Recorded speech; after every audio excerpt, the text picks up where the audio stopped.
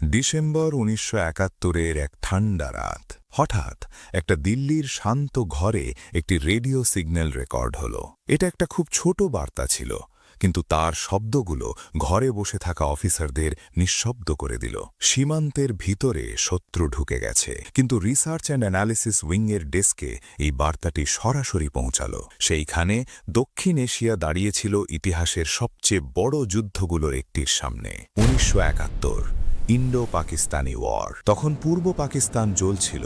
March ১৯৭১-এ Pakistani সেনাবাহিনী শুরু করেছিল অপারেশন সার্চ লাইট। গ্রাম, শহর আর বিশ্ববিদ্যালয়ে এই গুলিতে রাতারাতি হামলা চালানো হয়। প্রচুর মানুষ মারা যায়। তারপর শুরু হয় ইতিহাসের সবচেয়ে বড় শরণার্থী সংকটগুলোর একটি। প্রায় ১ কোটিরও বেশি মানুষ সীমান্ত পার হয়ে ভারতে চলে আসে। ভারতের জন্য এটি শুধু মানবিক সংকট ছিল না, এটি জাতীয় নিরাপত্তার বড় প্রশ্ন হয়ে দাঁড়িয়েছিল। তখন ইন্দিরা গান্ধী দিল্লিতে প্রধানমন্ত্রী ছিলেন। সরকারের সামনে বড় সিদ্ধান্ত ছিল, ভারত কি সরাসরি যুদ্ধে নামবে? এই সময় রিসার্চ অ্যান্ড অ্যানালিসিস উইংয়ের নেটওয়ার্ক ক্রমাগত তথ্য সংগ্রহ করছিল। গোপন এজেন্টরা কাজ করছিল পূর্ব পাকিস্তানের ভেতরে। তারা নজর রেখেছিল পাকিস্তানি সেনাবাহিনীদের প্রতিটি নড়াচড়ার উপর, এবং সেখান থেকেই শুরু হয় এক বিপজ্জনক গল্প। যুদ্ধ তখনও সরকারিভাবে শুরু হয়নি, কিন্তু সীমান্তে গুলির শব্দ বেড়ে যাচ্ছিল। এই সময় একটি রেডিও কথাবার্তা ধরে ফেলে। পাকিস্তানের ২ জন ইউনিট অফিসার তাদের নিজেদের মধ্যে কথা বলছিল। তাদের কথা স্পষ্ট ছিল, কিছু টিম সীমান্ত পার হয়ে গেছে। দিল্লিতে বসে থাকা বিশ্লেষকদের কাছে এটি ছিল অত্যন্ত গুরুতর খবর। সত্যিই যদি পাকিস্তানি কমান্ডো ভারতের ভেতরে ঢুকে আসে, তাহলে তারা কি করতে পারে? রেল লাইন উড়িয়ে দেবে, তারপর সরবরাহ বন্ধ করে দেবে, বা ভারতীয় সেনার পরিকল্পনার উপর গুপ্তচর বৃত্তি করা? রিপোর্ট সঙ্গে সঙ্গে উপরের স্তরে পাঠানো হলো। কিন্তু সমস্যা ছিল, গোয়েন্দাদের তথ্য সবসময় পরিষ্কার হতো না। কখনো বার্তা শেষ হয় না, কখনো তা ভুলও হতে পারত।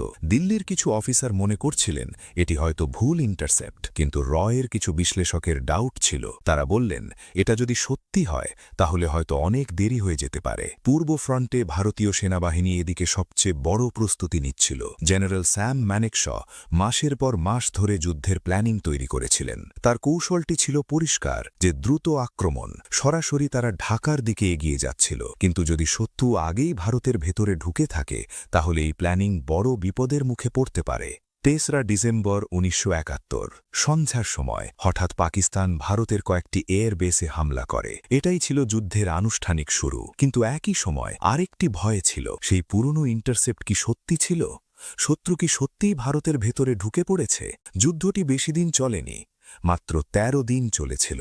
যুদ্ধ মাত্র ১৩ দিন হলেও এই ১৩ দিনেই দক্ষিণ এশিয়ার মানচিত্রটাই পাল্টে যায়। সেই গোটা বিশ্ব দেখেছিল একটি নতুন দেশ জন্ম নিচ্ছে, বাংলাদেশ। কিন্তু সেই বিজয়ের পেছনে অসংখ্য অজানা গল্প লুকিয়ে আছে। গোপন বার্তা, গোপন এজেন্ট, আর সেই সিদ্ধান্তগুলো যা ইতিহাসের দিক বদলে দিতে পারে। কারণ যুদ্ধ শুধু গুলিতে জেতা যায় না, কখনো কখনো একটি ছোট গোপন বার্তায় পুরো যুদ্ধের ভাগ্য বদলে দিতে পারে।